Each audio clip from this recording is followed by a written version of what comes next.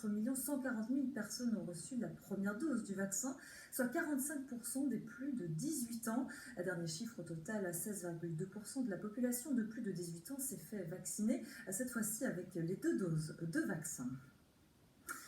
Les vacances se profilent de plus en plus. Dans un peu plus d'un mois, vous pourrez donc profiter de jours de congé. L'arrivée de ces vacances d'été pose d'ailleurs de nouvelles questions du côté de la vaccination.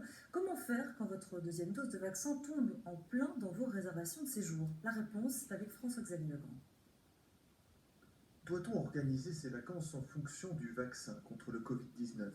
Pour certains, il est déjà trop tard. La date de la deuxième dose de vaccination tombe pendant les réservations de vacances d'été. Heureusement, il y a des solutions.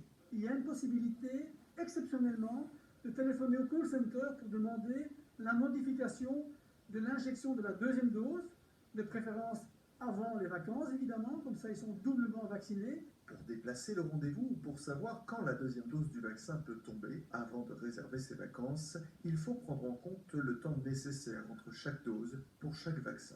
Alors pour AstraZeneca, c'est très simple, c'est entre 8 et 12 semaines, ce qui vous laisse quand même un mois de battement entre le délai minimum de la deuxième vaccination et le délai maximum. Pfizer, c'est un peu plus compliqué. Pourquoi? Parce que la deuxième vaccination se donne entre 21 et 35 jours. Là, vous avez 14 jours de battement. Et même si vous partez dans un pays européen voisin, il n'est a priori pas possible d'y faire sa deuxième dose. Alors non, évidemment, il n'y a personne qui donnera à l'étranger une deuxième dose pour une personne qui a déjà été vaccinée pour une première fois, d'autant plus qu'ils ont un dossier médical ici en Belgique. Et évidemment, il faut que le dossier médical en Belgique soit complet et qu'ils aient ces 2 vaccinations dans le système belge. La première dose de vaccin ne suffit pas à être totalement protégé du Covid-19.